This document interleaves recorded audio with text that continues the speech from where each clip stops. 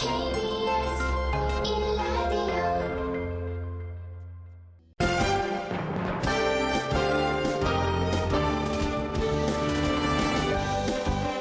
KBS 1라디오 신성원의 오늘 세계는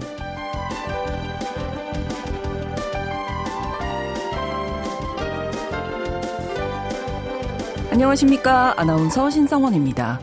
베네수엘라, 쿠바, 푸에르토리코 등 우리나라와 지구 반대편에 위치한 중남미 국가들이 트럼프 미국 대통령 취임 이후 경랑의 한복판에 서 있습니다. 미국은 새해가 시작되자마자 베네수엘라를 침공해 마두로 대통령을 체포했고요.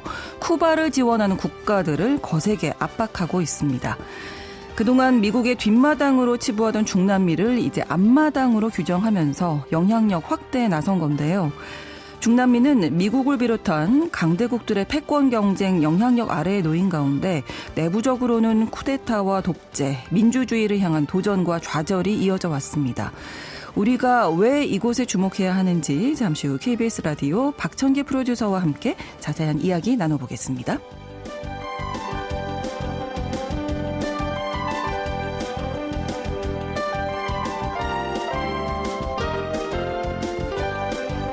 통신원 취재 수첩 미국 워싱턴 DC 통신원 연결해서 미국에서 점점 존재감이 높아지고 있는 음력설에 대해서 알아보겠습니다. 글로벌 이슈에서는 미국과 러시아 사이에 유일하게 남아있던 핵무기 규제 수단이죠. 뉴스타트 만료 이후 핵 군축 상황 짚어보도록 하겠습니다. 2월 17일 화요일 설날에 보내드립니다. KBS 1라디오 신성원의 오늘 세계는 지금 시작합니다.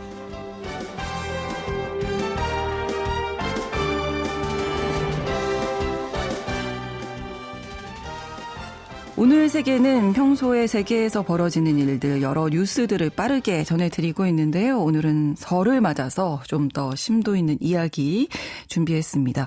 최근에 베네수엘라, 콜롬비아, 쿠바 이렇게 중남미 국가들이 뉴스에 많이 오르내리고 있죠. 중남미 국가들이 처한 현실과 그 배경, 흥미로운 라틴 아메리카 현대사를 주제로 이야기 나눠봅니다.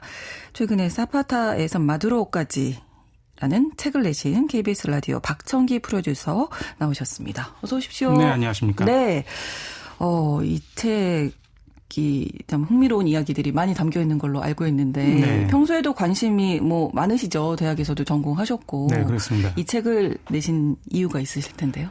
네, 개인적으로 제가 중남미 관련 문학을 전공한 것도 있고요. 네. 조금 전에 말씀하신 것처럼 이제 중남미가 더 이상 미국의 뒷마당이 아니고요. 이제 앞마당이 돼버렸어요. 네. 굉장히 핫한 지역이 돼버렸는데요. 맞아요. 히스패닉 인구가 2023년 기준으로 6,500만 명이에요. 이게 미국 인구로 치면은 한 19.5%가 되거든요. 네. 이게 미국 인구 5명 중 1명은 이제 히스패닉이다 이렇게 보시면 될 것 같고요. 흑인 인구를 넘어선 지는 이미 꽤 오래됐고, 그 지난 연말에 발표된 미국의 대외 전략 보고서 많이 네. 이제 보셨을 텐데, 1823년이죠. 멀로주의가 이제 부활했다 이런 표현을 씁니다만, 미국이 직접 이제 중남미 대륙을 관리하겠다는 의지의 표현으로 보이거든요. 그렇습니다. 그만큼 중남미 대륙이 미국의 어떤 대외 전략에 있어서는 굉장히 중요한 지역으로 떠올랐다 이렇게 보시면 될 것 같고요. 네. 최근에 혹시 우리 신성원 아나운서도 이 슈퍼볼 예, 그거 한번 네. 보셨는지 모르겠는데 네. 하프타임 쇼 배드버니. 배드버니 굉장히 네. 있죠. 예. 이게 여러 가지를 상징한다고 보여져요. 그동안 레이디 가가라든지 비욘세라든지 네. 정말 잘 나가는 탑급 가수들이 나왔던 무대를 이제는 스페니시 계열의 가수들이 나와서 점령을 했다 이런 표현을 쓰더라고요. 미국 네. 언론들은요. 그만큼 위상이 높아졌다 이렇게 볼 수 있을 것 같습니다. 네. 마지막에 이제 미파트리아 포르토리코 이렇게 막 외치거든요. 네. 중남미 대륙을 다 열거를 해요. 그렇죠. 예, 배드버니가. 예, 이제 그 얘기도 좀 자세히 나눠보도록 하겠습니다. 네. 용어를 좀 정리할 필요가 있을 것 같아서 이제 중남미라고도 하고 라틴 아메리카 이렇게 네. 얘기도 하잖아요. 이게 좀 차이가 있나요? 네, 분명한 차이는 있는데요. 네. 예를 들면 이제 중남미 하나하나 이제 띄워놓고 보면 가운데 중자죠. 네. 남영 남자죠. 이제 아름다운 네. 미를 쓰는데 그러다 보니까 이건 정확하게 보면은 미 대륙의 중간과 아래쪽 이런 얘기잖아요. 중미, 남미 이렇게. 네. 이제 영어로 보면 이제 중미는 센트럴 센트럴 아메리카, 아메리카. 네. 남미는 이제 사우스 아메리카 이렇게 네. 표현하는데 중남미는 쉽게 말하면 아주 지리적 개념이다. 아주 심플하게 보시면 네, 그렇게 네, 보시면 네. 될 것 같고요. 그러다 보니까 어떤 가치 중립적인 표현이에요. 이제 라틴 아메리카는요, 이보다는 좀 정치 문화적인 개념이 포함되어 있습니다. 이게 네. 뭐냐면, 라틴적 요소의 종주국이라고 불리는 이제 프랑스 같은 경우는 굉장한 자존심을 갖고 있는데요. 그러다 보니까 라틴어권 문화들, 예를 들면 스페인, 포르투갈, 프랑스의 문화적인 영향을 받은 나라들, 네. 이런 표현들이 포함되어 있는 거라고 보시면 돼요. 그러니까 문화적인 개념이 상당히 가미되어 있다. 아, 네. 네, 단순한 이제 지리적 개념이 아니고요. 그렇군요. 그리고 이런 라틴 아메리카라는 표현을 가장 먼저 그리고 가장 자주 썼던 나라가 프랑스인데요. 네. 그 이유는 뭐냐면 아무래도 이제 스페인 제국이 19세기 들어서 이제 권력이 이제 약화되다 보니까 이 라틴 아메리카 대륙을 두고 종주권 싸움을 누구와 벌이게 되냐면 미국과 다툼을 벌이게 되거든요. 네. 경쟁 상대인 거예요. 근데 그렇죠. 미국은 아시다시피 이제 앵글로색슨 계열이고 그러다 보니까 프랑스 입장에서는 라틴성을 강조하고자 싶었던 거죠.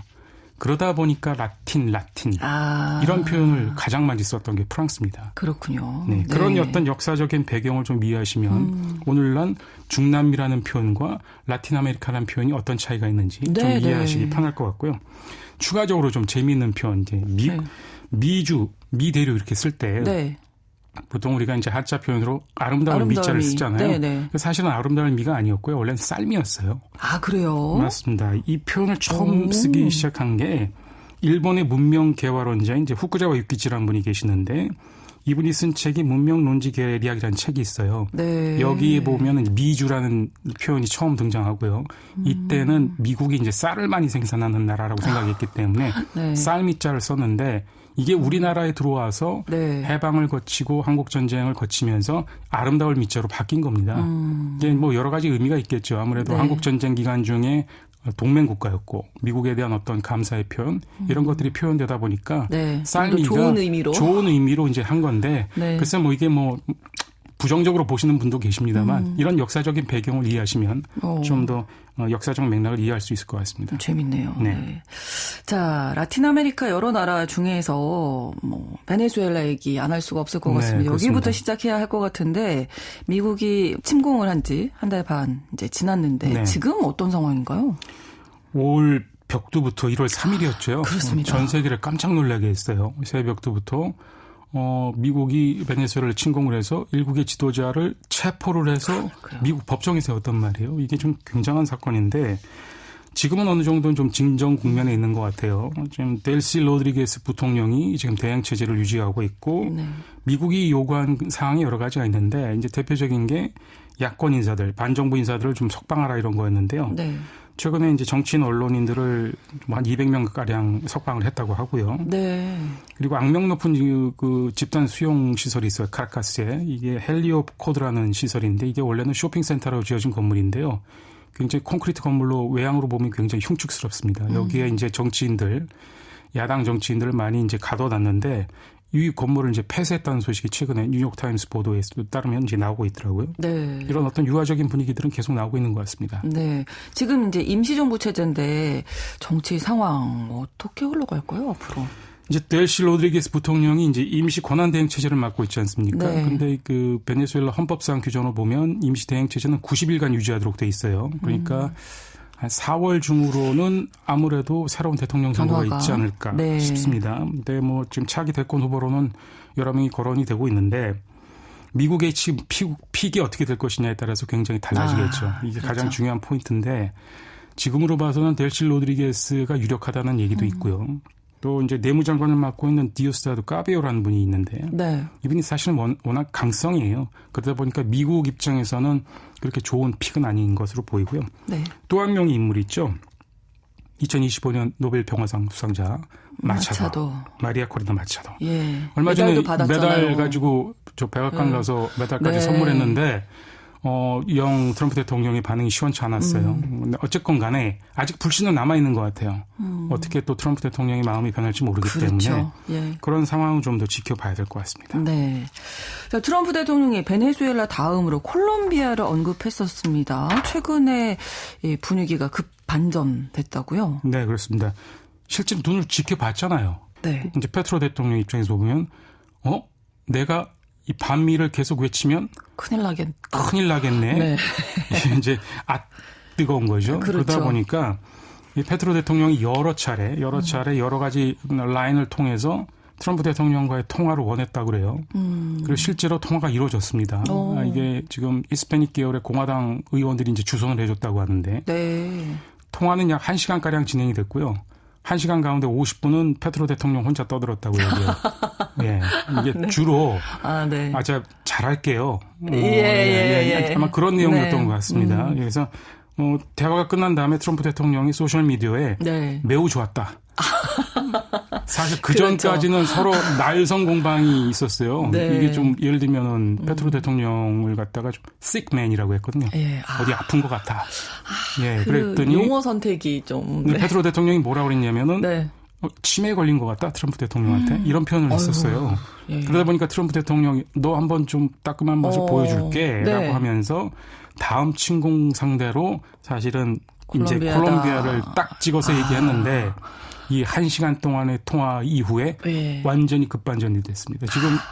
지금 트럼프 대통령이 콜롬비아에 대해서 좀 적대적 발언을 거의 하고 있지 않아요. 그렇습니다. 그간에는 뭐 어떤 갈등이 있었던 건가요? 뭐 베네수엘라처럼 뭐 석유를 목적으로 하는 건 그건 아니고요. 아니고. 네, 콜롬비아는 그런 뭐 자원하고는 큰 상관없는 것 같고요. 가장 큰 거는 역시 마약? 이 마약입니다. 예. 마약 카르텔을 둘러싼 양국의 어떤 대응 방식의 차이라고 보이는데요. 트럼프 대통령은 단순합니다. 싹 쓸어버리는 스타일이에요. 그냥 네. 군사적인 작전을 동원해서 마약 카르텔을 이제 전쟁이라고 선포를 하는 거죠. 네. 이제 반면에 페트로 대통령의 방식은 뭐냐면요. 마리화나를 재배하는 농민들에게 이제 보상금을 주고요. 대체 작물을 좀 유도하는 겁니다. 네. 그러니까 보니까 트럼프 대통령 입장에서는 영 마뜩치 않은 거죠. 그렇죠. 확 쓸어버려야 되는데. 맞아요. 이제 그런 갈등이 잠재 있었던 거고요. 아마 모르긴 몰라도 이번에 1시간 통화 이후에 네. 페트로 대통령이 완전히 그 마약 카르텔 방식을 바꿨다라는 외신이 지금 계속 나오고 있거든요. 트럼프 대통령이 원하는 방식 강경 쪽으로 방식으로 지금 가고 있다. 예. 이런 얘기들이 계속 나오고 있습니다. 그렇군요. 트럼프 대통령이 뭐 여러 얘기를 합니다. 또 다른 공격 목표에 이제 쿠바가 있잖아요. 네, 그렇죠. 예. 쿠바 경제가 정말 안 좋아졌다고 저희 통신원 연결하면서 들었는데. 맞습니다. 예. 제가 2015년에 쿠바를 방문을 했었는데 네. 그때 나쁘지 않았어요. 네. 그때는 제가 기억나는 게 아바나 항구에 거대 그 크루즈 유람선 있지 않습니까?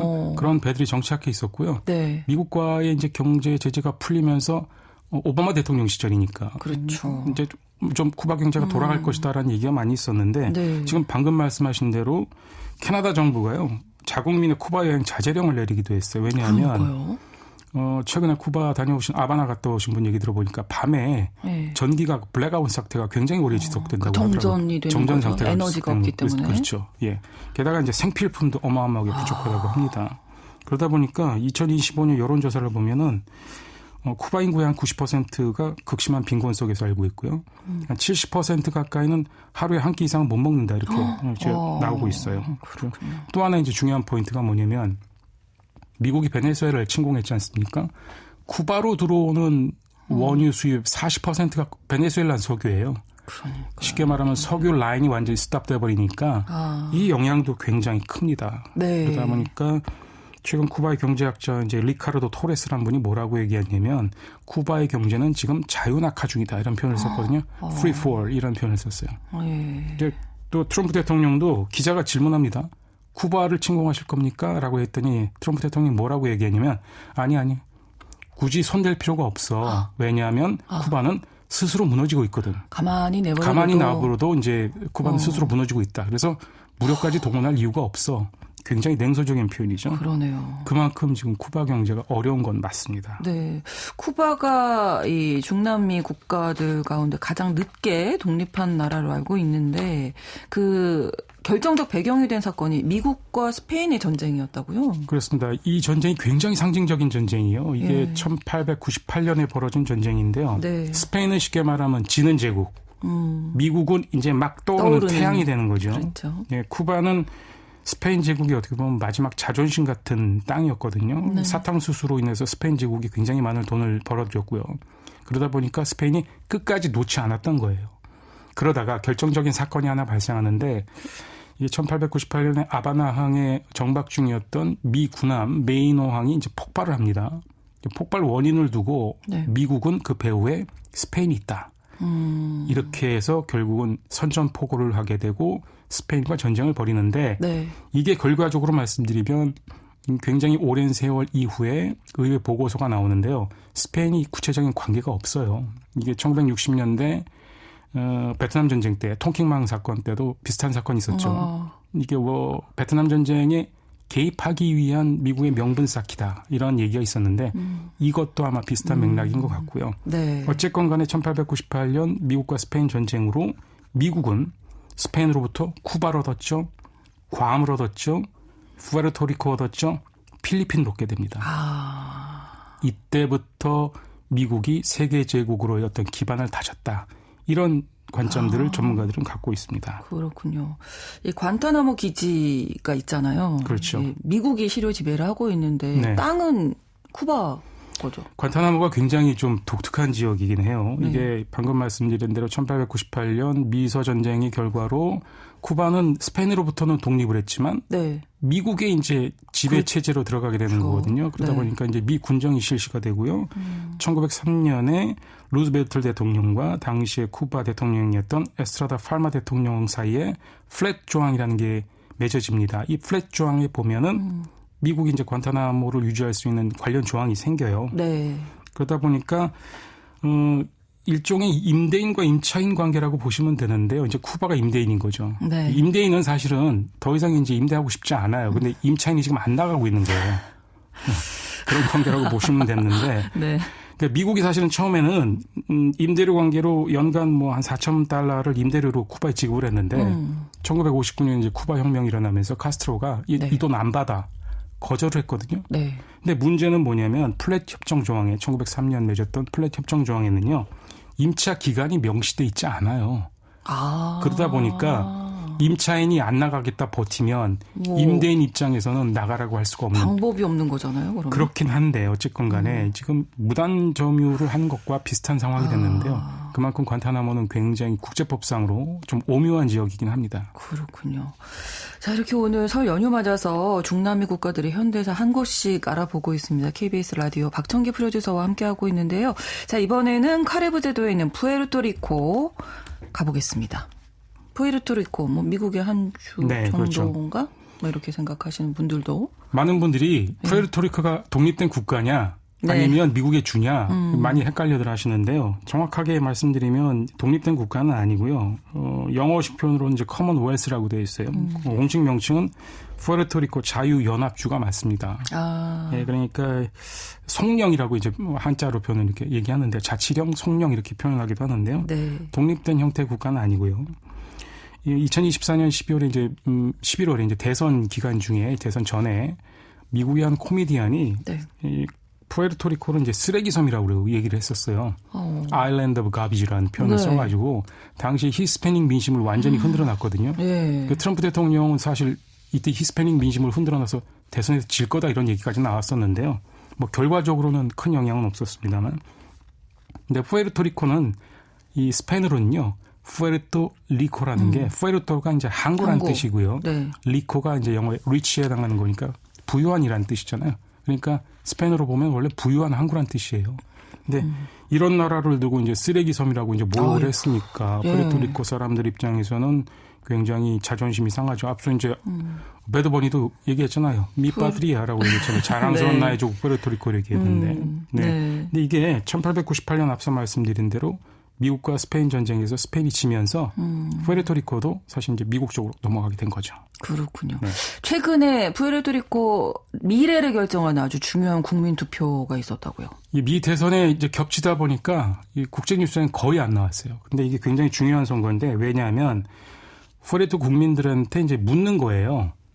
독립할 거니 네. 아니면 지금처럼 미국의 자치령으로 남아 있을 거니 네. 아니면 차라리 미국의 51번째 주로 편입할 거니 이제 국민들의 의사를 묻는 건데요. 네. 투표 자, 결과. 투표를 했는데 네. 상식적으로 생각하면 막 뭐 쓰레기 섬이라고 막 비난하고 막 이렇게 얘기하는 마당에 네. 그러면 투표 결과에 굉장히 영향을 미쳐서 독립을 유지하자는 쪽이 더 우세할 것 같았는데 네. 결과를 아니에요? 놓고 보니 완전 반대였어요. 투표 결과는 56.8%가 심지어 미국의 주 편입을 찬성하는 걸로. 아, 그래요? 그렇습니다. 이게 뭐 또 재미있는 얘기도 있는데 네. 뉴욕 양키스의 버니 윌리엄스라는 굉장히 유명한 프로야구 선수가 있는데 네. 이 선수가 2015년에 5월에 이제 퇴임식을 하는데 이 선수 등번호가 51번이에요. 공교롭게도. 그러니까 당시 말들이 많았어요. 버니 윌리엄스가 직접 밝힌 내용은 아니에요. 많은 사람들이 추측하기로는 이게 51번이 지금 뉴욕 양키스에서는 영구 결번이 됐는데 버니 윌리엄스가 푸에르토리코가 미국의 51번 주가 되기를 간절히 원했기 때문에 51번을 자기 등번호로 했다 이런 얘기가 있는데요.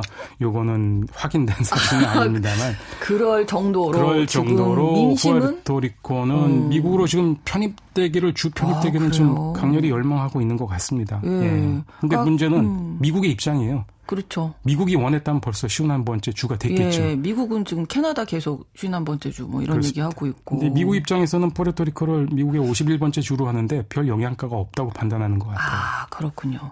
그러면 이제 앞서서 말씀해 주신 배드버니가 푸에르토리코 출신이고 또 많잖아요. 푸에르토리코 출신 스타들이. 엄청나게 많아요. 예. 리키 마틴도 맞습니다. 리빙 라비달로가 예. 불렀던 리키 마틴도 푸에르토리칸 출신이고요. 네. 데스파시토 아시죠? 네. 루이스 폰시.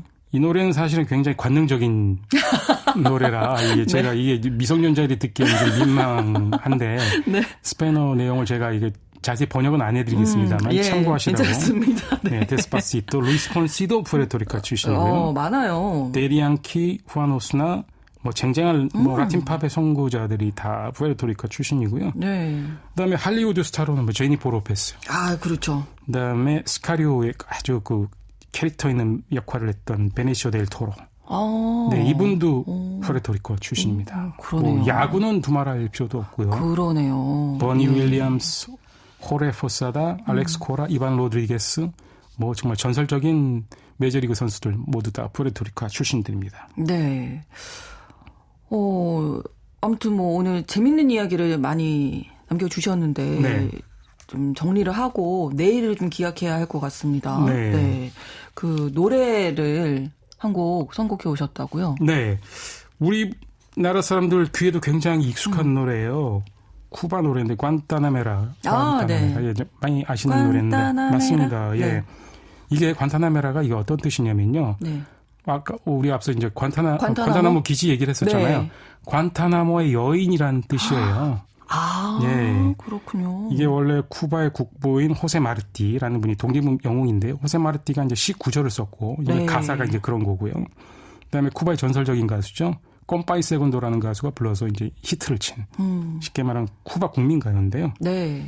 노래는 이제 관타나모의 현실은 굉장히 팍팍한데 노래는 굉장히 낭만적이에요. 아유. 제가 한 구절만 제가 이런 대목이 있어요. 관타나메라 antes de morirme quiero echar mis versos de alma. 이게 뭐 해석을 해드리면 관타나모의 여인이요.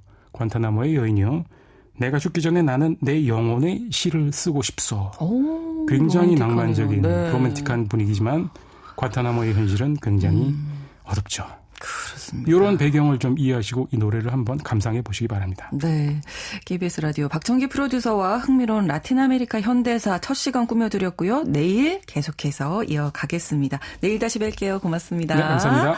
KBS 라디오 신성원의 오늘 세계는 1부 마무리합니다. 11시 30분부터 일부 지역에서는 해당 지역 방송 보내드립니다. 곰파이 세군도의 관타나메라 함께 듣겠습니다.